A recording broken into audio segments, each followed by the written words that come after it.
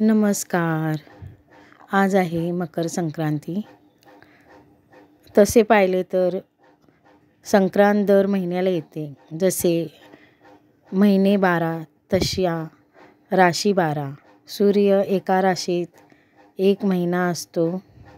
सूर्य एका राशीतून दुसऱ्या राशीत जाणे यालाच संक्रमण असे म्हणतात.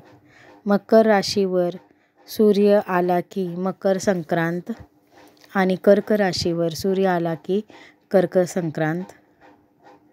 संक्रांतीच्या आदल्या दिवशी भोगी असते. या दिवशी तीळ लावलेली भाकरी, भरीत, दाण्याचा उसळ वगैरे पदार्थ खाण्यात प्रख्यात आहे. संक्रांतीच्या दुसऱ्या दिवसाला किंक्रांत म्हणतात. या दिवशी कोणतेही शुभ कार्याला प्रारंभ केला जात नाही. मकर संक्रांतीचा सण भारतात सर्वत्र साजरा केला जातो. सौराष्ट्र देशात सणाच्या दिवशी पतंग उडवण्याचा खास कार्यक्रम आयोजित केला जातो. तेथे या सणाला उत्तरायण असे म्हणतात. उत्तर प्रदेशात या सणाला खिचडी असे म्हणतात. संक्रांतीच्या दिवशी समुद्राजवळ असेल तर समुद्रात स्नान करावे.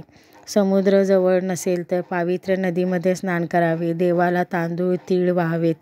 मुलीचे लग्न झाले असल्यास पहिल्या वर्षी संक्रांतीला तेल, जिरे, मीठ, कापूस हे जिन्नस सुवासिनींना देण्याची प्रथा आहे. या दिवशी ऊस, हळकुंडे, फळे इत्यादी उपयोगी गोष्टी लुटण्याची प्रथा आहे. सायंकाळी आपल्या इष्टमित्रांच्या भेटी घ्याव्यात आणि तिळगुळ किंवा हलवा देऊन तिळगुळ घ्या, गोड बोला असे म्हणावे. या सणाद्वारे एकमेकांना स्नेह वाढवावा ही प्रमुख भावना आहे. या दिवसापासून रोज गोड बोलावे आणि गोड वागावे. स्त्रियांनी हळदी कुंकवाला अनेकांना बोलवून आपणही अनेकांच्या घरी जावे. या दिवशी सुगड पूजन सुद्धा करतात. कोणी संक्रांत पूजन असेही म्हणतात आणि अशा रीतीने पूजन करावे. आणि या दिवसापासून स्त्रिया रथसप्तमीपर्यंत हळदी कुंकवाचा कार्यक्रम घरोघरी ठेवतात. त्याच्यामुळे एकमेकांच्याकडे जाणे येणे होते.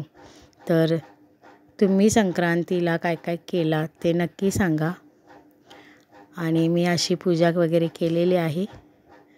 आणि सर्वांना हॅपी संक्रांती. संक्रांतीच्या खूप खूप शुभेच्छा.